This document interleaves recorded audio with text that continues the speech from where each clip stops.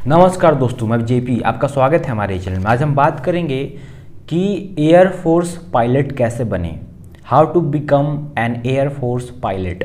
ठीक है, तो जो लड़ाकू विमान होते हैं उन्हें उड़ाने के लिए पायलट की आवश्यकता होती है एयरफोर्स में, तो उसे कैसे बने भैया।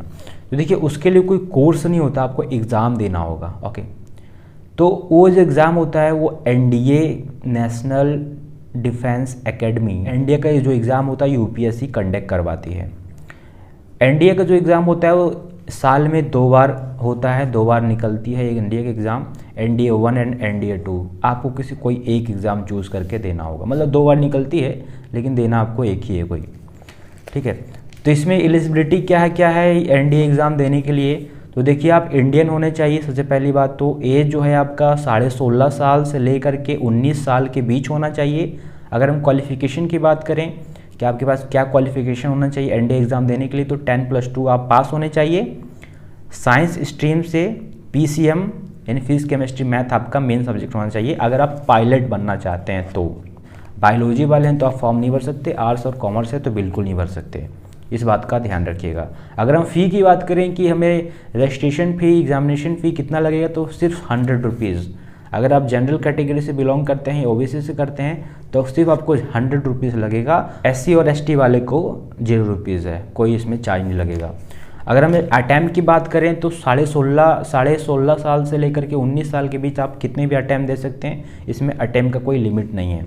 अगर हम फिजिकल की बात करें कि फिजिकल इसमें क्या क्या चाहिए, तो इसमें हाइट जो चाहिए एयरफोर्स पायलट बनने के लिए 162.5 सेंटीमीटर का हाइट चाहिए।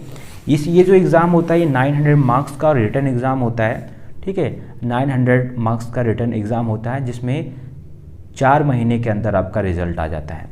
जैसे अगर आपका रिजल्ट आ जाता है, आप पास हो जाते हैं, तो आपके लिए इंटरव्यू होता है AFSB, एयरफोर्स सिलेक्शन बोर्ड के थ्रू इंटरव्यू होता है। अगर आप इंटरव्यू में पास हो जाते हैं तो मेडिकल टेस्ट होता है आपका। मेडिकल टेस्ट होने के बाद एक मेरिट लिस्ट निकल के आता है, और मेरिट लिस्ट में अगर आपका नाम शो होता है तब आपको भेज दिया जाता है 3 साल के ट्रेनिंग के लिए पुणे। ठीक है, एनडीए ट्रेनिंग करवाती है, 3 साल के लिए आपको पुणे में रहना होगा। इस ट्रेनिंग के दौरान जो भी खाने पीने और खर्चा होगा रहने का वो गवर्नमेंट उठाएगी, साथ ही साथ आपको स्टाइफंड भी मिलेगा, यानी कुछ आपकी तनख्वाह भी इसमें दिया जाएगा। जैसे आपका एनडीए का 3 साल का ये पुणे में ट्रेनिंग समाप्त हो जाता है, आपको 1 साल के लिए भेज दिया जाएगा इंडियन एयरफोर्स एकेडमी हैदराबाद। जैसे आप 1 साल का ये ट्रेनिंग कंप्लीट करते हैं तो आपको बना दिया जाएगा, आप बन जाते हैं एक फाइटर प्लेन के पायलट। ओके, फाइटर प्लेन का पायलट बन जाते हैं।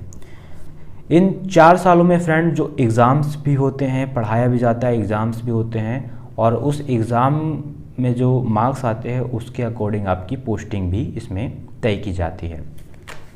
तो फ्रेंड, मुझे आशा है कि आपको एयरफोर्स पायलट कैसे बने इसके बारे में इंफॉर्मेशन सही से मिला होगा। आपके मन में और भी कोई सवाल है, सुझाव है या बवाल है तो कमेंट बॉक्स आपका है।